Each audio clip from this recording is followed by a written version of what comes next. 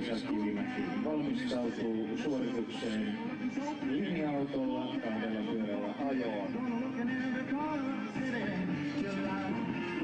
Ja siitä lähdetään rampille. Pyörät nousevat sinne rampille ja auto 2 pyörälle. Löytyykö oikea linja? Sieltä taisi löytyä heti kättelyssä oikea balanssi. Tyylikkäästi Vesa kurvailee tällä 10 000 kiloa painavalla linja-autolla täällä lentokentällä auringon laskiessa kauniin syysilman kautessa.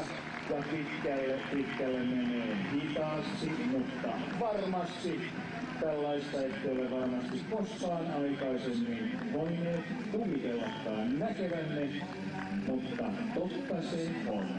Ainoa mies Euroopassa, joka tekee tällaista ohjelmaa, hän on täällä tänään. Tällaista ei ole nähty edes James Bond-filmeissä. Hän on taitoajon maailman mestari, Reisi Vesa. Vesa Kivimäki! Reisi Vesa!